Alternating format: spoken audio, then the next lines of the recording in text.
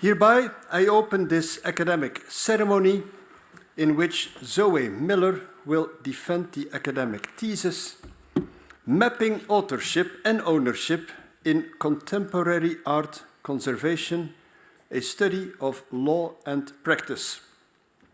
Mrs. Miller, may I invite you to present a summary of your study and the conclusions of your thesis. Thank you.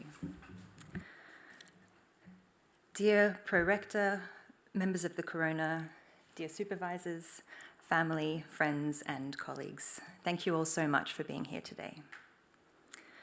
My thesis is entitled Mapping Authorship and Ownership in Contemporary Art Conservation, a Study of Law and Practice. This research was undertaken within the context of the Marie Skłodowska-Curie Research Consortium, New Approaches for the Conservation of Contemporary Art. This network consisted of 15 doctoral research projects, including my own, which addressed underexplored areas in the field of contemporary art conservation. I'll take the next 15 minutes or so to tell you about my research into the worlds of contemporary art conservation and copyright law, and the main findings that I arrived at. Artistic practices are constantly evolving, and works of contemporary art resist and defy the traditional expectations of artworks. They are not fixed and autonomous objects, but may change and unfold over time, incorporate unconventional materials and new technologies, and include conceptual, processual, generative, and performative elements. New ways of art making have unsettled the established practices and conventions of art conservation, the profession dedicated to the care and stewardship of artworks. Over the past 2 decades or so, the field of conservation has seen significant change, as it has contended with the challenges these works present to the principles and protocols of conservation. New methods of conservation now include fabrication, replication, emulation, and migration. And conservation is viewed through a broader lens as part of a network of care. It is not merely a technical practice, but it is interpretive, discursive, and creative. My research concerns authorship and ownership in this field and is located at the intersection of law and practice. The legal rights of artists are frequently cited as important considerations in the conservation of contemporary art.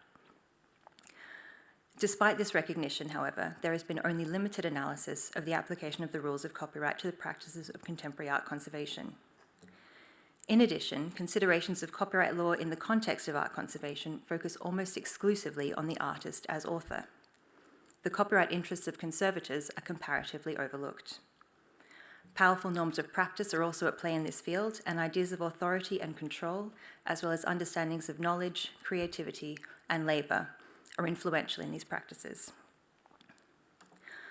I became interested in the related concepts of authorship and ownership, and what these concepts mean and do in this field. My central research question was, how is authorship and ownership performed and enacted in the field of contemporary art conservation? Investigating this rather broad question, of course, raised further questions pertaining to the notion of the work of authorship and the nature of artists' rights in copyright law, as well as the implication of this for contemporary art conservation practice and practices regarding authorship, acknowledgement, and recognition in the conservation profession. In exploring these questions, I used multiple research methods and a bricolage approach to explore authorship and ownership in both law and practice. In examining the concept of authorship in law, I drew on legal theory and philosophy and undertook doctrinal analysis. I also surveyed copyright legislation and case law and its application to contemporary art conservation. The legal analysis of the thesis is set against the background of international law, European Union jurisprudence, and the national laws of Germany, the Netherlands, the United Kingdom, and the United States. My exploration of non-legal notions of authorship was predicated on a practice theory approach. I drew on literature from conservation and art history, as well as the fields of translation and socio-legal studies, to investigate ideas and practices of authorship. In addition, I conducted a series of semi-structured interviews with conservation practitioners and others working in and around the conservation of contemporary artworks. As the title of my thesis suggests, the task of describing how authorship operates in this field is approached as one of mapping. And notions of the map and critical cartographic theory were influential in how I approached the research as a whole. This engagement with critical cartography is based in the understanding that different accounts of authorship in the field, like different maps of the same territory, are propositional rather than representational. This notion of a territory being mapped and remapped informed my thinking throughout this research. I approached these divergent understandings of authorship and ownership as partial, overlapping, and entangled. Now, to outline some of the key findings of my research. Firstly, taking the perspective of the artist as author. Works of contemporary art are often described as borderline cases in copyright law, which entails that they tend to both clarify and problematize the boundaries of the work.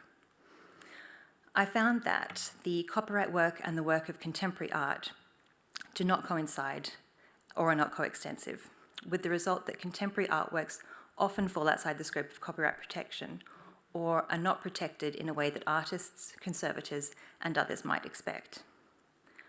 Copyright law's definition of the work may operate to sever concepts from objects and to exclude important aspects of an artwork from its identity and law. Questions of copyright subject matter and fixation are especially important here, and there is significant national variation in the scope of protection.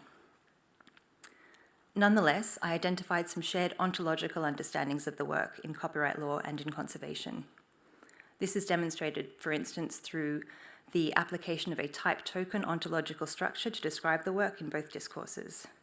And in both contexts, the work is also a concept that facilitates movement between the realms of the tangible and the intangible. Copyright law grants artists both economic and moral rights in their work.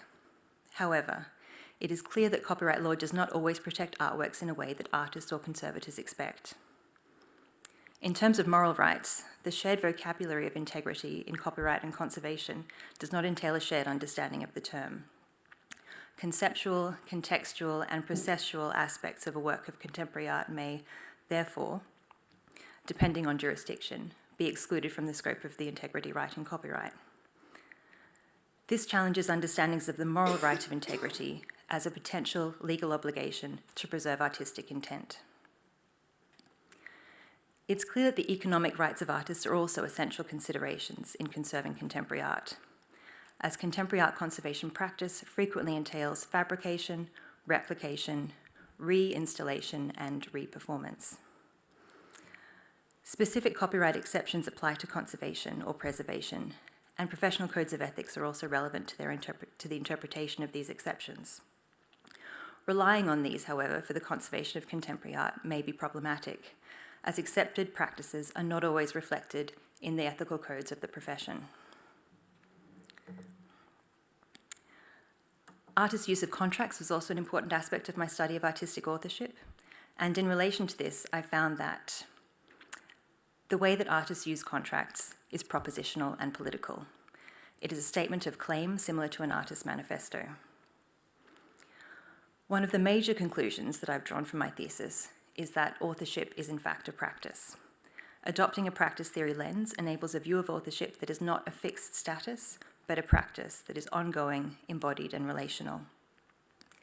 Taking a socio-legal view of contracts that can be viewed as part of the practice of authorship, and I identified two central aspects to this practice: claiming the authority to define what the work is, and also to determine the conditions of its exhibition, stewardship, and care. And this is often done in a way that exceeds the normative boundaries of copyright law. I also located these instruments within the framework of contemporary art conservation theory and found that they may be read as elements of both the artist's sanction and the work's score. Moving on now to my findings about the conservation practitioner as author. Examining contemporary art conservation practice from a copyright perspective, I found that conservation practice that includes the installation, fabrication, or material realization of a work may also sustain a legal claim of authorship or co-authorship, and this presents a clear conflict with the professional ethics of conservation. It also demonstrates that authorship in copyright is more open to the notion of conservation practice as authorial than the ethical and theoretical frameworks of the profession. Copyright law, therefore, offers an alternative framework for thinking through the nature of conservation practice, especially in relation to the concepts of creativity, skill, and judgment. Looking at the authorship of conservators in practice, I drew on the field of translation studies and the notion of invisibility. I drew this analogy between translation and conservation because the essential gestures of the two disciplines have common ground.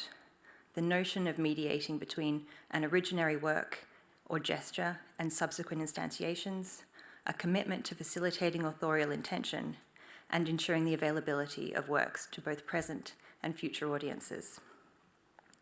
In translation studies, the translator's invisibility describes the practices used to obscure the presence of the translator within a translated text. The translator traditionally adopts a position of invisibility in order to make the author more visible. Applying this to contemporary art conservation practice, I found that conservators also strategically obscure the interpretive, epistemic, and creative aspects of their work in order to maintain a position of invisibility in relation to the authorship of the artist. And for conservation practitioners, there is a well-established correlation between professionalism and invisibility. However, when placed in the context of a broader movement towards recognizing the intellectual labor of museum practitioners and framing conservation practice as both practice as research and epistemic practice, I argue that this invisibility is increasingly unsustainable. And this leads me to some brief recommendations. Firstly, that there should be increased visibility of conservators in conservation practice. I propose that this greater visibility would both enable a better understanding of the nature of conservation practice, but also enable new and different understandings and avenues into the works of contemporary art that they apply to. Greater understanding of copyright law in the field of contemporary art conservation is also a recommendation that I make in my thesis, and I suggest that developing familiarity with the general concepts of copyright law should form part of standard training for conservators of contemporary art. While a specialized knowledge of copyright is by no means necessary, a basic understanding of copyright law's application to conservation would enable a better understanding of the distinction between legal obligations and professional ethics within this field. And finally, I recommend a review of professional codes of ethics. Contemporary art conservation practices evolve rapidly, and best practice changes often in response to the ontology of a particular work. The care of a work of contemporary art will often not follow established standards of the conservation profession as a whole. However, as courts rely on codes of ethics in interpreting and applying conservation exceptions to copyright, I suggest that these conservation codes of ethics should nonetheless be revisited in order to safeguard against a potential legal liability.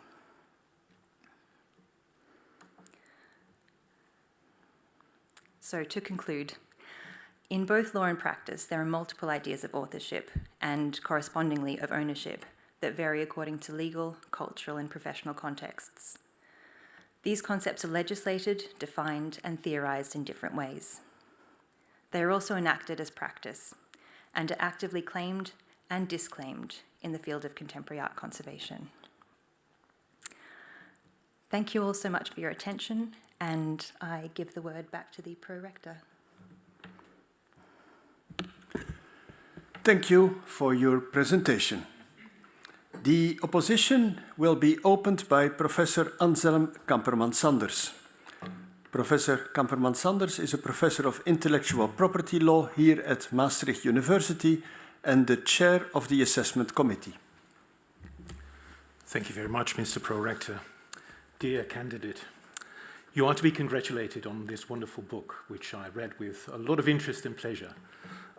It is well written, very eloquently sort of put all your propositions in place, but of course there has to be some challenge as well. And in order to start the opposition, I would like to refer to Franz Kafka's instructions to his executor and friend Max Brod. And these instructions were to destroy all unpublished manuscripts upon his death. And some of the manuscripts were unfinished and Kafka even wrote to Brod that he would give up on the castle, or das Schloss, and would never return to it. Das Schloss indeed ends mid-sentence, and had Brod followed the instructions, das Schloss and also Der Prozess, the trial, would not have been published. These works would have been lost. These works are now considered to be highly influential in modern Western literature. And still, Brod's actions and subsequently his editing, especially in relation to Das Schloss, remain highly controversial. And there have been several challenges based on moral rights, as has also been the case in relation to unfinished symphonies and other works. And this led Linda Lacy in 1989 in a seminal publication, which you did not quote, of Bread and Roses and Copyrights, to ask the hypothetical: who should prevail when an artist's will orders the destruction of her paintings, and an art expert challenges the will, declaring that the paintings are masterpieces that would become an integral part of the culture of the artist's homeland? You can find this quote in this publication in the Duke Law Journal of 1989. So following this proposition and also given your recommendations, let's switch to the role of the conservator. Who is in a better position to make decisions about the author's right to control? The author or the conservator? And why, following your recommendations? I look forward to your reply.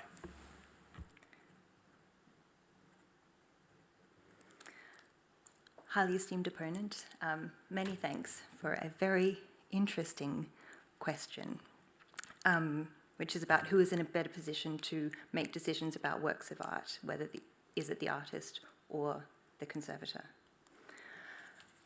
I think what's interesting about this question is that it both speaks to a tension in copyright law, and particularly about the way that moral rights are sort of conceptualized differently in the civil law and the common law systems.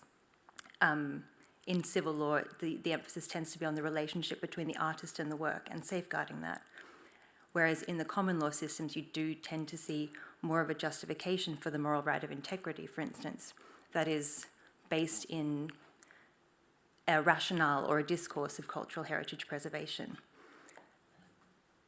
When you apply it to conservation practice, however, it's even more complicated because of the essential role that the notion of the artist's intent plays in conservation. So when you're looking at decision-making for contemporary works of art, I think it's difficult to separate the two within conservation discourse, because so often decision-making in conservation is already based on the artist's preference and the artist's expressed opinions about their work and what should happen with it. That being said, there is always scope for disagreement, and I know that there have been several papers written about what conservators should do when their opinion of how a work should be treated conflicts with the artist's expressed preferences for the work. I think, to answer your question, I think regardless of the course of action, and this applies also to the Kafka circumstances that you described, communication and transparency and visibility are the most important things. So the fact that we know that Kafka didn't want that work published, and we know about the role of the editor, enables us to receive the work within its full context. And regardless of the decision-making, assuming that everyone is operating in good faith, I think that communicating the rationale and the decision-making behind it is the key factor. And regardless of who ultimately should prevail, that is what I would hope would be valuable to both the work and the audience. I hope that answers your question somewhat. Does it? We will see more questions, and hear more questions. Thank you. Thank you very much. Then the opposition will be continued by Professor Marta Buskirk. Professor Buskirk is a professor of art history and criticism at the Montserrat College of Art in Beverly, Massachusetts, also a member of the assessment committee, and she is joining us online. Professor Buskirk, you have the floor. Okay, thank you. So, dear candidate, first of all, my congratulations. You've taken on the challenge of an interdisciplinary topic, and taking on that challenge, you've actually set yourself up to have to do research in a whole bunch of different areas. And I was very impressed by your command of the literature across a whole series of different areas. Let me have a question about contracts.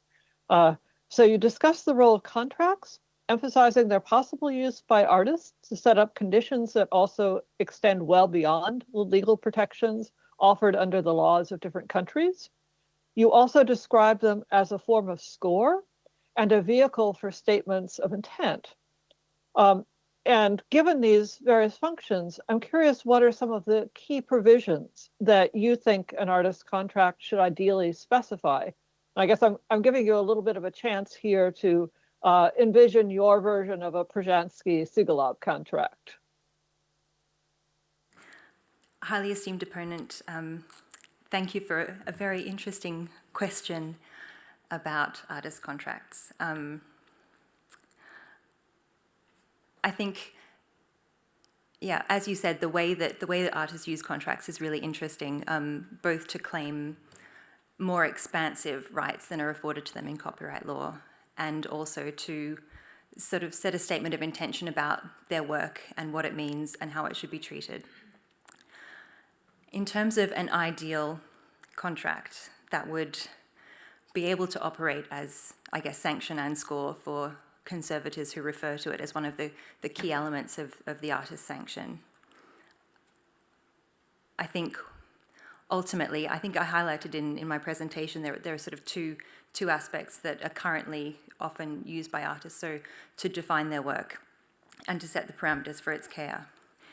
In defining the work, I think importantly, what artists should have in mind if developing their own contract is firstly that they need to ensure that they themselves are in possession of all the relevant intellectual property rights that would enable them to transfer the work or to enable them to have the museum acquire the work. So often artists are working collaboratively or drawing on works that are made by others. And something that I've seen in practice is that artists often don't know about all the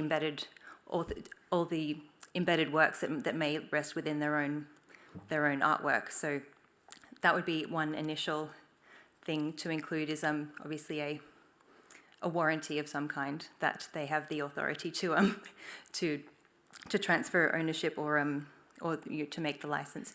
But thinking about the definition of the work,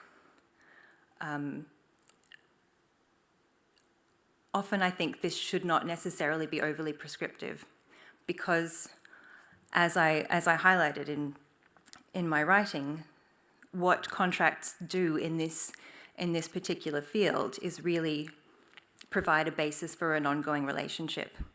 So some of the more successful and interesting contracts often are quite vague about the work, but much more stipulative about the fact that artists should be consulted, when they're living artists should be consulted about reinstallation of their work, or that if new technology is required, or if new technology emerges that would require emulation or migration, that artists might be consulted in that respect as well, in order to maintain that relationship between the collector and the artist themselves. Apart from that, Actually, I think those are the main things that I would recommend, except perhaps for just thinking again about the Siegelaub-Projansky agreement. A lot of that was focused on rights around exhibition and approval for exhibition.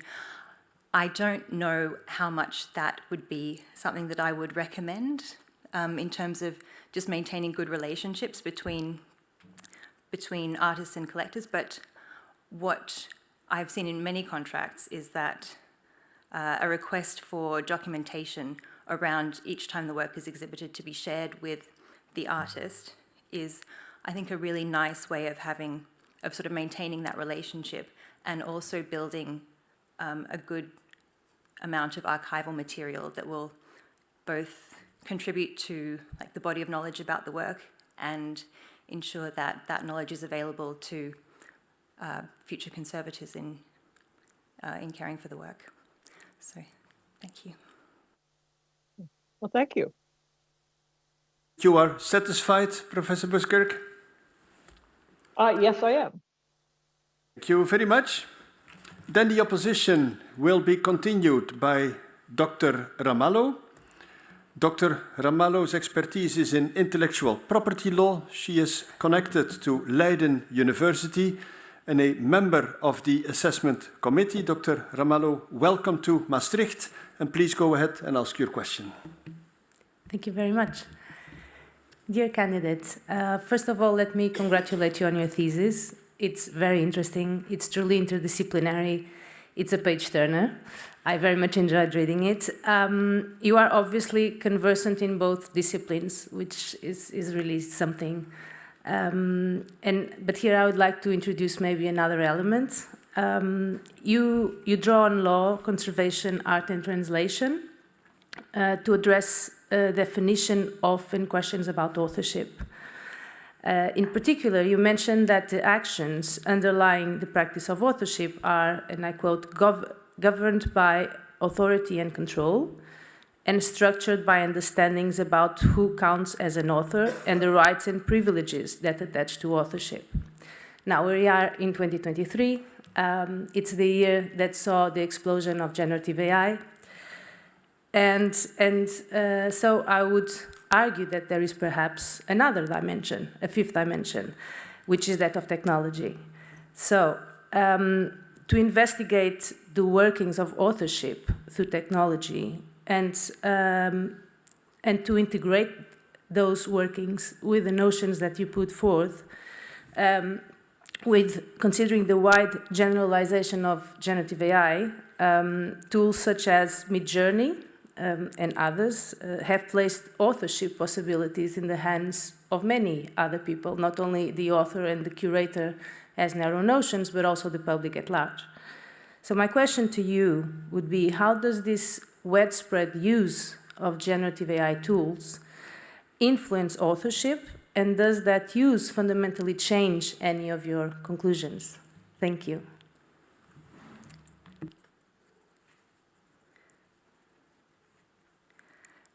Esteemed opponent, many thanks for this question. Artificial intelligence is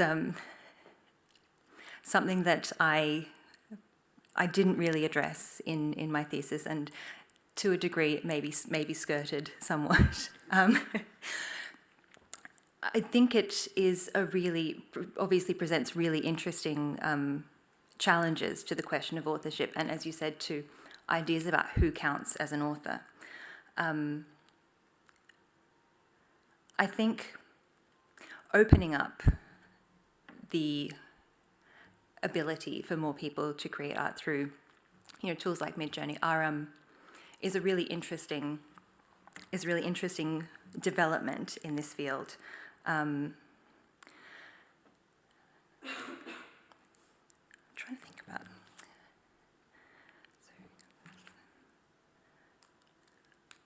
In terms of the copyright implications, I think it's really interesting to think about questions of control and personal choice that go into these sorts of image generators. So, looking at that, I think there are applying a legal thinking around authorship. I'm not sure whether or not everyone who creates an image using those sorts of tools are in fact authors. That being said, there are also really important sort of cultural and social factors that also inform our understandings of who counts as an author. So an artist, an established artist probably, using those tools may still be treated as an author in practice, whereas, me using those tools would probably, and quite fairly, not be considered an artist. So there are a few different considerations that feed into the implications of AI for authorship. I also think it's really important, and maybe as a bit of a side note, I think it's really important to distinguish between how AI is used by artists, whether it is as a tool, so to create an image, which is essentially sort of a static digital image, or whether in a work, or whether it is incorporated as sort of an autonomous system within a work itself, creating a piece of generative art. So I think AI both is and isn't, and could both be used and should not be considered a tool of authorship. And in terms of the implications of my conclusions, I don't know that it changes them, because I think what I concluded was that looking at legal ideas and social ideas of authorship, that they are always under review and negotiated, and you have to take into consideration both legal and social context. So I hope that answered your question. It does. Thank you. Then the opposition will be continued by Professor René van der Val. Professor van der Val is a professor of arts and media here at this university. You have the floor. Dear candidate, I gladly join the other opponents in congratulating you with this book. And I think I may also speak a little for the rest of the NACA community in saying how valuable and important your contribution is to what the project delivers. I've read your book with a lot of interest, and I think it will also be very interesting for, let's say, aspiring conservators, practicing conservators, museum people, etc., and theoreticians alike. I do have a question, of course, and my question is actually devoted to your fourth proposition, which covers more or less something that I found a bit puzzling. And now it's to surprise both your helpers. It is kind of custom that one of your helpers then reads out the proposition. Would you like to do so?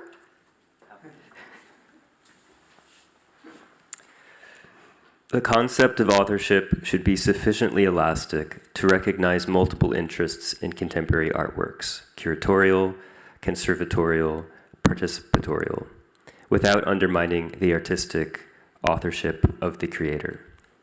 Thank you. Now, I had some problems with this proposition, and I found the phrasing, without undermining the artistic authorship of the creator, a bit puzzling. In the light of how you yourself in your thesis outline the important mediating work that conservators do, which you, as you assert elsewhere, may significantly alter the artwork's material and appearance. And in chapter 7, you give a very interesting overview of all the various conservation practices, like restoration, reproduction, making of replicas, realization, installation, fabrication, are all done by conservators, and also consider to what extent and in what sense the contribution of a conservator to these practices and to the art product could be called a form of authorship in terms of copyright law.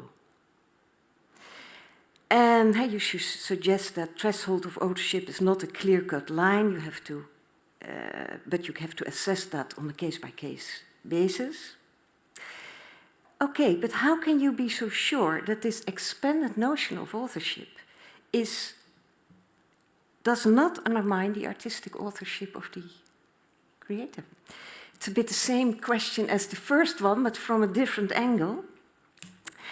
And you seem to answer it by pointing that conservation ethics always takes the artist's intent as a central guideline, but you yourself, and also conservation literature, deals with various examples of conservators choosing for a different option than wished by the artist. For instance, when an artist wants to renovate or technically upgrade an artwork and a conservator thinks that an historical reconstruction is a better option. Not to speak of destruction, of course, like Franz Kafka. So can you help me with this puzzle and explain how you exactly understand this notion of the elasticity of the concept of authorship? And how you can explain it or define it in a way that it doesn't undermine the artistic authorship of the creator. Highly esteemed opponent, many thanks for a very interesting question. It actually speaks to something that I thought about a lot when I was beginning the research, which is whether I should be focusing on authorship at all as a concept in practice, because I was concerned that by sort of undertaking this description of authorship in its various senses, that it would sort of lose all meaning and just become so expansive that it would no longer entail anything in particular and become like a really flattened sort of term.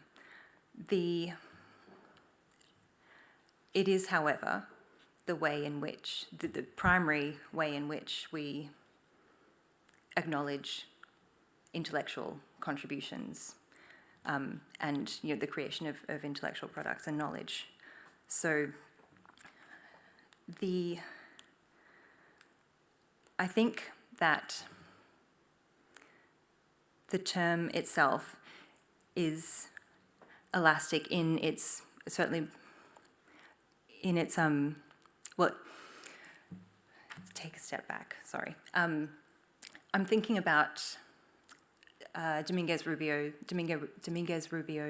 description of the museum as a regime for upholding singular artistic authorship.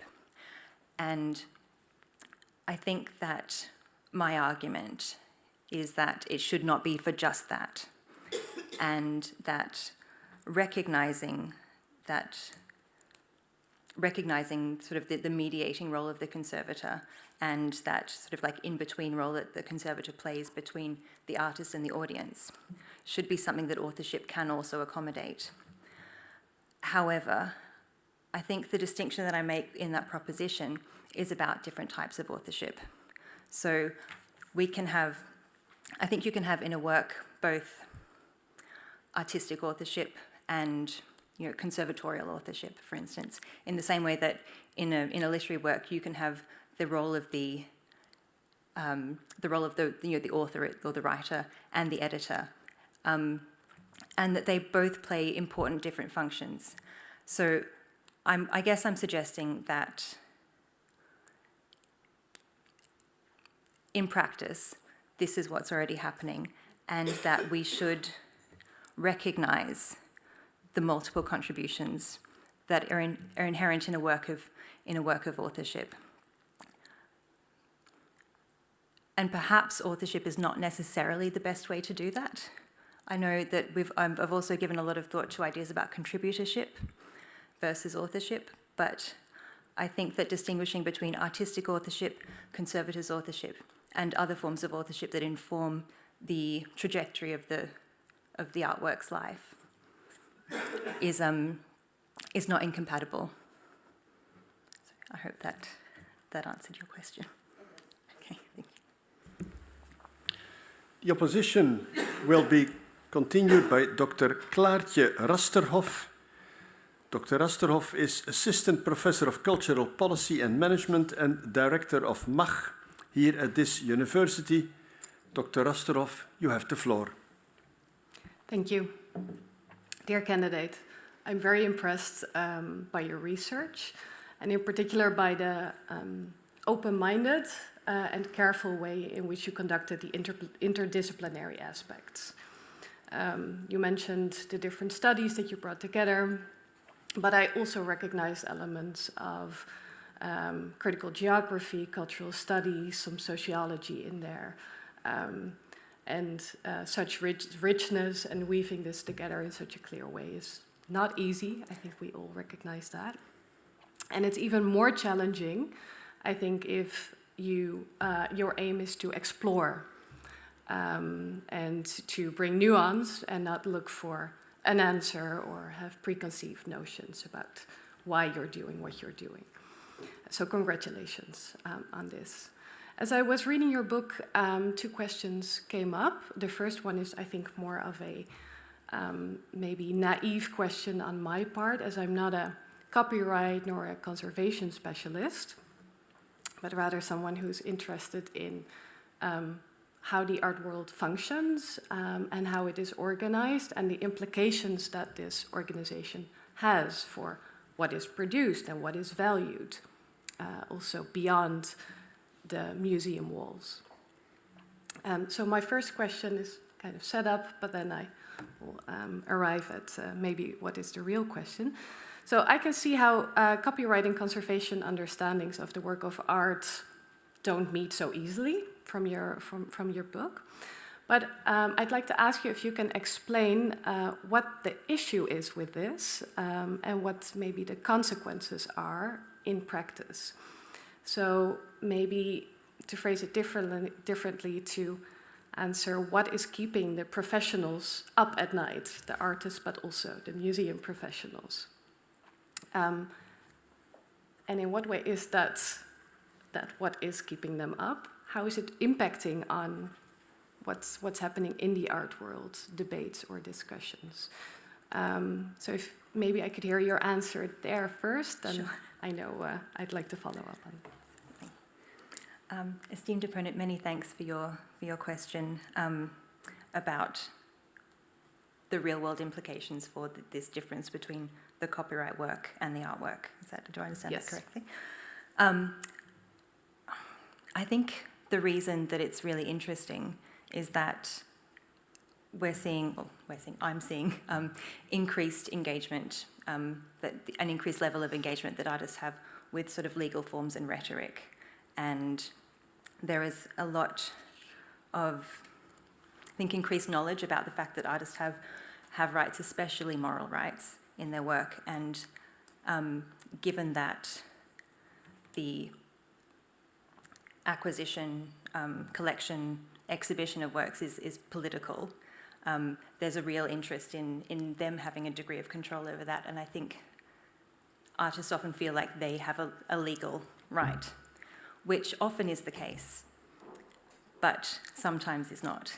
And I think you see this particularly around the right of integrity, obviously, but also quite regularly around questions of like the right of attribution and actions by artists of disavowal. So if their works are exhibited in ways that they don't agree with or installed in ways that they think doesn't reflect the work itself, then often you'll have an artist saying, not often, occasionally have an artist saying, this is not my work, I withdraw authorship.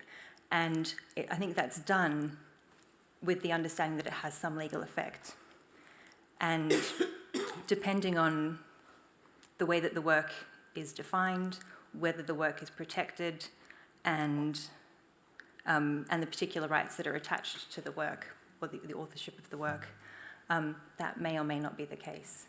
And that's why I think it's a really interesting thing to examine. Yeah. Thank you. I'll take you on this word political, because I think this is also where you see the value of the interdisciplinarity coming in. You organize your interdisciplinarity around the critical cartography approach. So it enables you to layer, to bring together. and to position early on that authorship and copyright are not neutral or objective. So they're political in the way that they're used also. And this shows us, I think, how, well, I think as you indicate, how slippery and layered and like maybe even messy this gets in the real world.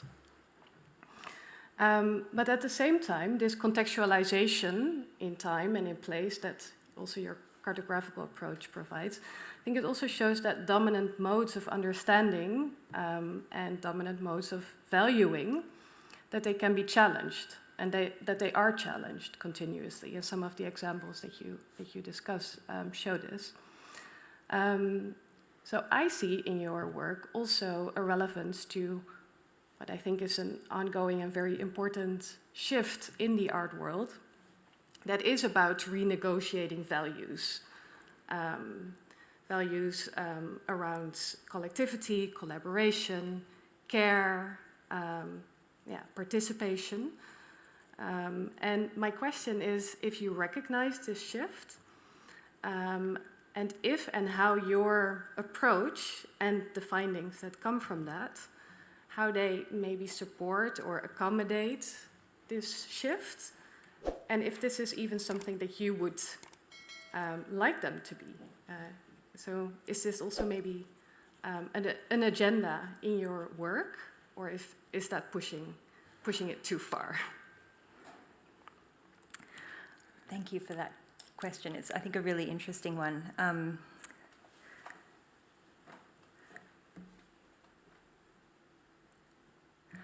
In terms of there being a political shift, I think I definitely agree that this has been something that is reflected in both artistic practice, but also within the discourse of conservation. The fact that I sort of very explicitly explore the non-neutral aspects of conservation of conservation, I think combined with the sort of challenges to establish notions of ownership that I sort of trace throughout the thesis are I think interesting in terms of looking at this new sort of ethics of collaboration and collectivity and like sort of multiplicity of voices within the museum. In terms of my approach and how that reflects it, I think the emphasis that I place on describing invisibility, on the value of transparency and the value of the visibility of the conservation profession within the museum, I think also speaks to ideas about knowledge and its role in the museum as a whole. I think there is this idea of the museum as this like monolithic, culturally authoritative entity. And what I think the recognition of conservation practice as non-neutral and an increased visibility of that practice would contribute to that is sort of a fragmentation of that institutional sort of like authority. I think you also see reflection. I think you also see sort of an attempt to undermine that and reveal the multiplicity of voices within the museum in the changing ownership practices. I think I talk a little bit about Cameron Rowland and this like idea of like renegotiation of the nature of authorship between the museum and the artist, and how that should be something that's ongoing and dependent on like the politics of the time, really. So yeah, I'm not sure that answered your question at all, frankly, but that's my first thoughts on that. Thank you. Thank you very much. Opposition will now be continued by Professor Kamperman-Sanders. Thank you very much, Mr. Prorector. Dear candidate, you cite the standards of the International Institute of Conservation. All professional actions of a conservator must be governed by unswerving respect for the integrity of works of art. This is a citation I find on page 68 of your work. Now, despite this sort of statement, you seem to be very dismissive of moral rights because they are not harmonized enough and so on and so forth. So I wonder whether in your work you couldn't have found more harmonized sort of models for sort of taking your propositions forward a bit. I can think, for example, of European copyright law. I can also think of the notions in design law related to the rights to repair. But also I was thinking of the software directive. So you still wish conservatives to be able to act despite sort of, or within the confines perhaps, of these unswerving respects. So the software directive does contain a right to repair in relation to sort of glitches in the software itself. And even though there is exhaustion of rights in respect of software products following the CJEU's Usoft case, the subsequent transfer of software is still governed by the license granted as is. In other words, the license remains enforceable irrespective of the transfer of ownership of the underlying carrier, whether in the form of a physical or even a sort of software copy. Doesn't that fit some of your propositions rather well? And in that context, to follow on, you seem to be much more of a fan of common law principles than authors' rights principles. Also there, in relation to exhaustion, Old English law, and I guess this is still Australian law, sort of has this notion that notification on the product itself governs what other parties can do with the product. So a lot of contemporary art is now also digital. Would this software directive not have been an effective means to also look at the issue of conservation of digital art? Can it also be a model for the conservation of physical art pieces? I look forward to your answer.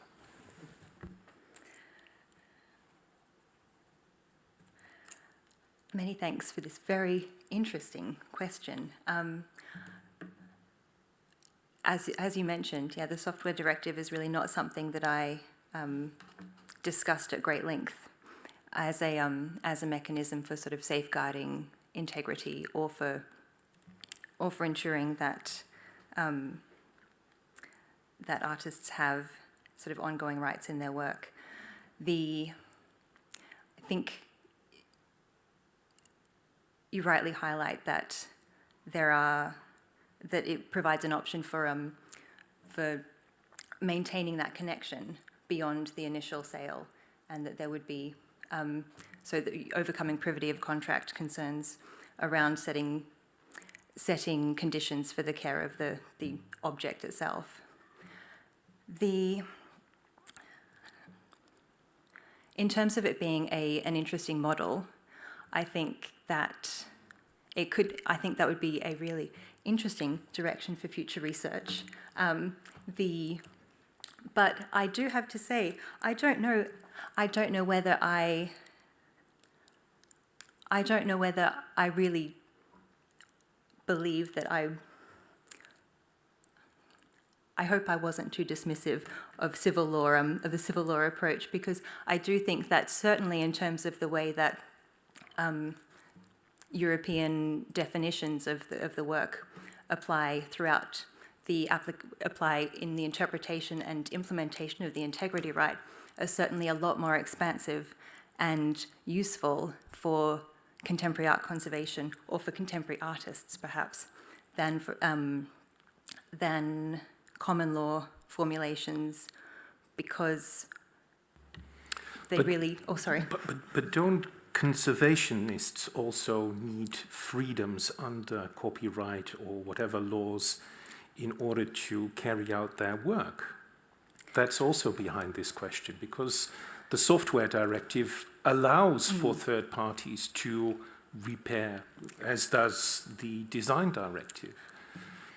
That is true, and I think I sort of have tended to think about that more in terms of license than legislation. So I think having that as an established right that conservators would be able to rely on in the interests of preservation and the ongoing care of works would be a really interesting thing to take forward in applying it to this practice. The opposition will be continued by Professor Buskirk. Okay. Dear candidate, thank you. So we've all, in your work and in this conversation, one thing that has been really apparent is the sort of slippery notion of authorship and the lack of real clear sort of harmony between a kind of series of practices around authorship and a copyright definition of what constitutes an author. So I actually want to push into an even more slippery place, which is the notion of the work, which copyright just does not really have the tools to fully grasp in many ways. So, sort of the formal question. One consistent theme in your research concerns tensions between solo authorship attributions and collective contributions to a work of art, both initial realizations and ongoing care.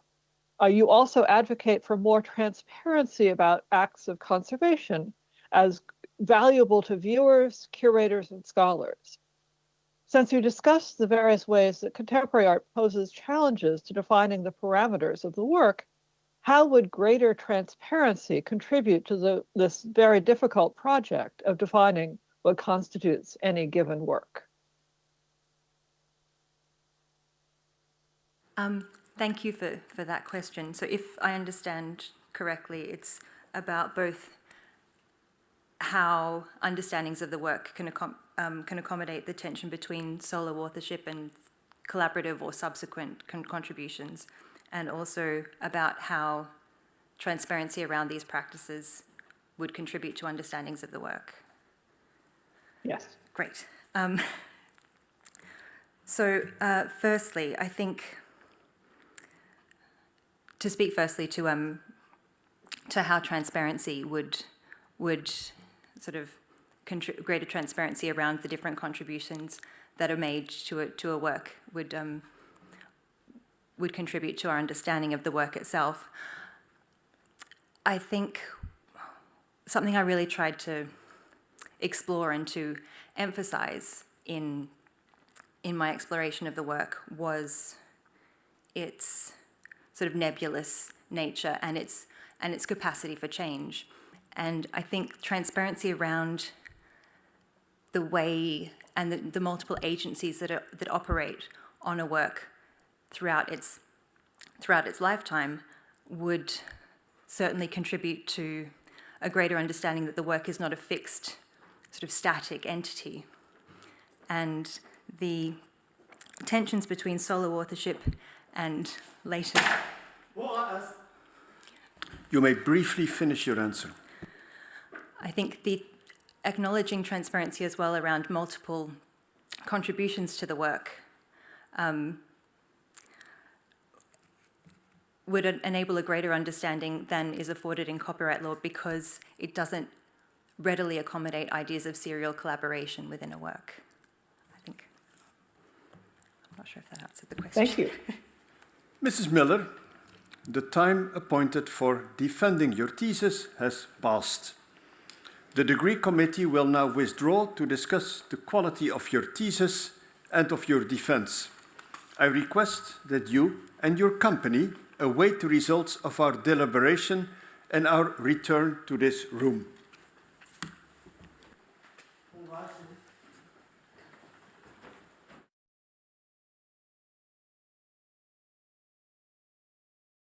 The PhD defense has now ended.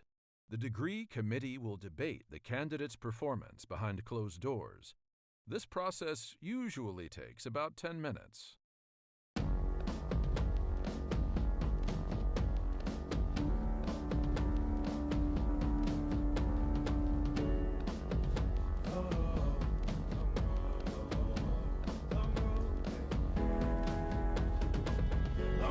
Southside, 7 miles in my rearview mirror. I know what it felt like. My goals only getting clearer. East side to the west side. No place like home. If it's questions that you've got, go the extra mile and that.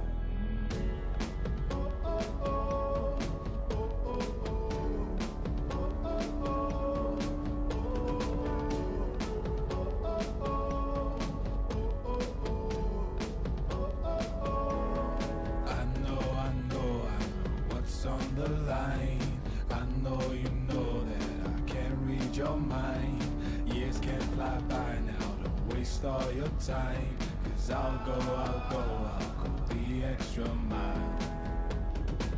Long road to the south side, 7 miles in my rearview mirror. I know what it felt like. My goals only getting clearer. East side to the west side. No place like home. If it's questions that you've got, go the extra mile and that. On the dash, got my laces tied. Long road, I don't waste no time. Break rules because fate decides. With the team and we chase the light. I make a move, fall down, shake it off. I hate to lose, bad branch, break it off. No room for negativity, praise and love. Prepare for deep part cause we're taking off. Hit the mileage, traveling so far from home. Gathering knowledge, other connections. I put the time in to get everything I ever hoped for. It's a challenge and we all in. It's a better future that we go for. Even though these nights seem long, I know that I am never on my own. Know you've won the battle once you've grown.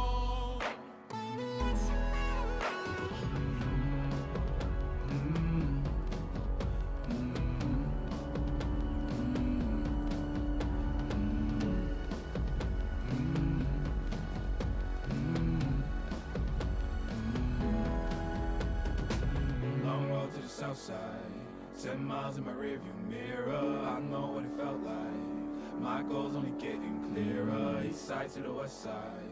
No place like home. If it's questions that you've got, go the extra mile and that. Long road to the south side, 7 miles in my rearview mirror. I know what it felt like. My goals only getting clearer. East side to the west side. No place like home. If it's questions that you've got, go the extra mile and that.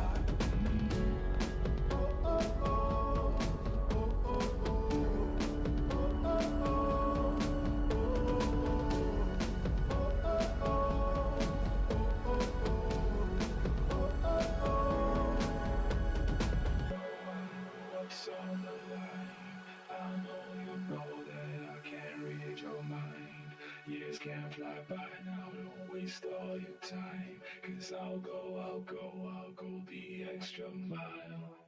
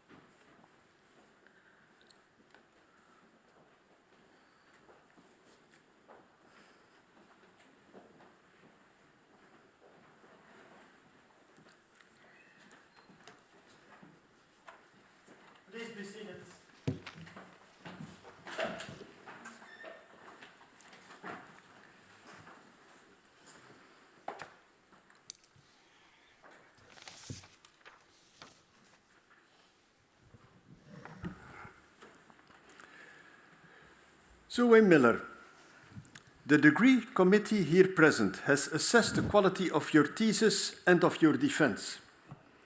In view of its positive verdict and taking into account your previous qualifications, the degree committee has decided to grant you the degree of doctor.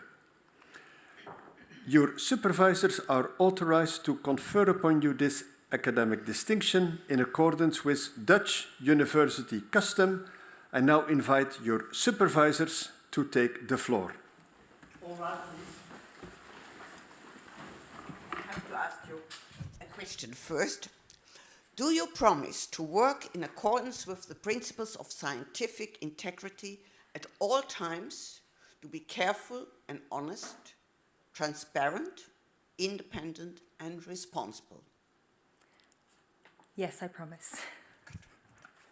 By the authority vested in us by law and in conformity with the decision of the committee here present, I hereby confer upon you, Zoë Louise Miller, the degree of doctorate and grant you all rights attached by custom and law.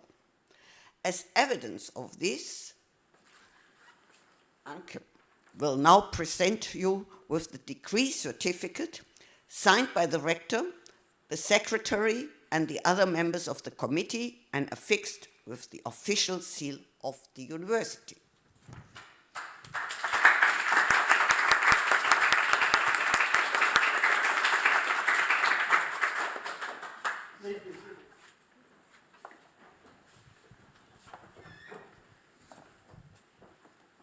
Dear Dr. Miller, dear Zoë, it is a great pleasure and honour to be the first to congratulate you at this very joyful moment. It's been an absolute pleasure to act as part of your supervisory team, and I speak for Hildegard, Anke, and myself when I express our heartfelt congratulations. You are one of the wonderfully talented cohort of 15 students who were part of the Marie Curie Doctoral Training Network, New Approaches in the Conservation of Contemporary Art, NACA, that involves students and supervisors from all over Europe. This doctoral training centre was led by Professor René van der Waal and supported by Associate Professor Vivian van Saars here in Maastricht University. And it's wonderful to be here today to celebrate with you. So the idea behind the Marie Curie actions is to ensure a greater cooperation and collaboration across Europe, and NACA certainly did that, not only for the students, but also the supervisors. This cohort formed tight bonds straight away, and as we see you all complete your doctorates and take up positions in different parts of the world, it's becoming clear the legacy of NACA and your extraordinary collective impact on the field. The sciences have long understood the power of these strong networks, but the humanities sometimes has to be reminded of their importance. And we can see in this cohort a force to be reckoned with, a force that is at the forefront of changing both theory and practice of contemporary art conservation in many different ways as it pushes our thinking forward. It was a delight to share those NACA summer schools and winter schools with you, where we all gathered together in friendship to share the research as it unfolded in different host countries in Europe. For me, very much a pre-pandemic, pre-Brexit set of memories. So let's go back to the beginning. I remember your interview very clearly, and it was absolutely no question that you were the right person for this position. You brought to your research the perfect combination of having a background in both law and heritage studies, and your research brought together Tate and the law department here in Maastricht. And it is also around you and your research that I've had the opportunity to get to know Hildegard Schneider and Anke Moorland through our role as your supervisory team, for which I'm very grateful. Undertaking an interdisciplinary study is never an easy task, and your research needed to speak to both the interests and concerns of the art community and the legal community, and practitioners operating in both domains. And you have managed both of these constituencies with great grace and care. When you started this research, I was still based at Tate, and your doctoral research hit a chord with many of the conservators who were reflecting on their emerging role in the conservation of contemporary art, and those grappling with questions about why it was so hard to communicate to a broader audience the work that they did. Your work has helped us to understand the way in which conservators position themselves professionally, and the roots of their often conflicted relationship with their own invisibility. While based at Tate, you gathered a range of views through your interviews, working to understand different experiences and perspectives. And over the course of your research, we have seen the significance and relevance of your topic gain in urgency for artists and their estates, and conservators and all those involved in the stewardship and care of contemporary art. You have, through your research, brought together different voices and perspectives, and a high point for me was having you and Anka involved in the interview with the artist Tania Bruguera about her performance piece Tatlin's Whispers No. 5, and to be present as Tania explained how much she, as a Cuban artist, valued the protection of the law. It has been a great privilege to witness your exploration of the law in different countries and these different approaches to ideas of authorship and ownership. It's a rich theme which I hope we will continue to engage and exchange ideas about. I can't help but think I must tell Zoe about that every time I hear of a dispute or an interesting case or a new way in which an artist and their practice are challenging our inherited practices. I remember one of our challenges, because I shared this one with you, was getting to grips with the rigors of legal referencing. No small part of the interdisciplinary sort of, moment at the beginning there where we realised what you've really taken on. But you mastered this and the comparative case law in different jurisdictions, as well as bringing all the creativity of the humanities to your research. There is always a point when a doctoral researcher starts to find their voice and develop new thinking and knowledge. For you, this moment was something of a family affair. Following a conversation with your sister, you began to bring ideas from critical cartography as a lens through which to develop your thinking about visibility. In this thesis, you have done a beautiful job of presenting us with a rich view of authorship and ownership that draws on many voices and perspectives. You write beautifully and have taken extraordinary care with your research. And it is no secret that you are something of a perfectionist. As you say in your final proposition, the hardest part of writing a thesis is letting go. And it's not lost on me, given your close reading of theories of invisibility, how much, when you didn't want to let go of your thesis, you managed to try and render yourself invisible. Many email exchanges. Have you heard from Zoe? And I have to confess, I did at more than one point think I might have to come round to your house and wrestle your thesis from you. And I'm sure your partner, Michael, would have happily colluded with me. Michael, I'm sure this is the hardest PhD that you have also ever done. However, it was always a pleasure to see your ideas develop and take shape, and to be so carefully crafted into this thesis by you. Your work has already had an impact through your published papers and the talks that you've given and the teaching that you've done. In particular, your paper from the Journal of the American Institute for Conservation, where you looked at contemporary translation theory in relation to ideas of invisibility that you were exploring. So I know you've been lured to the British Library to work on copyright, but I hope opportunities arise that allow you to utilise your extraordinary knowledge of contemporary art and artists, contemporary art conservation, and the law for the benefit of the field. I also hope that after perhaps a short moment of recovery, you'll consider publishing your book. In my role as Professor of Conservation at UCL, I can assure you that we need this book. This is an important under-researched area of both theory and practice, and I hope you share the results of these many years of hard work as widely as possible. And I look forward to seeing your ideas continue to grow and flourish. Congratulations.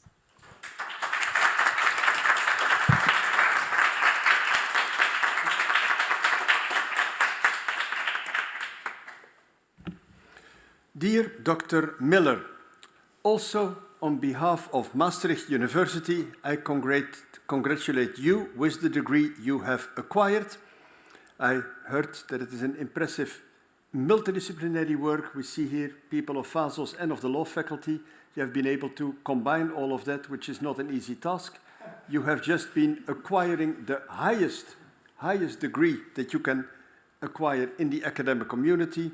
And I also congratulate your supervisors with this achievement.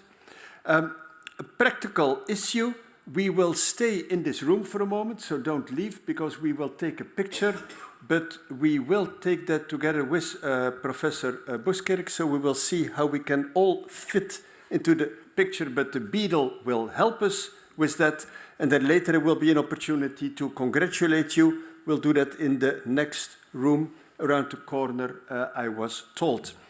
With all of that, I now formally close this academic ceremony with the movement to which I'm mostly looking forward.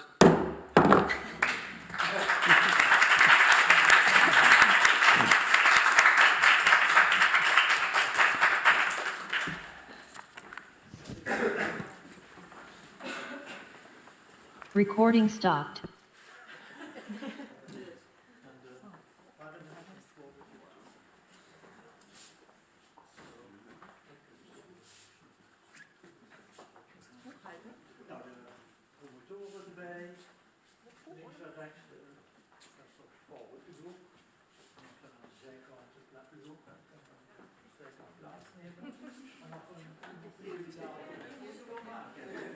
Met ook de professor Buskerk, die erop staat, ja.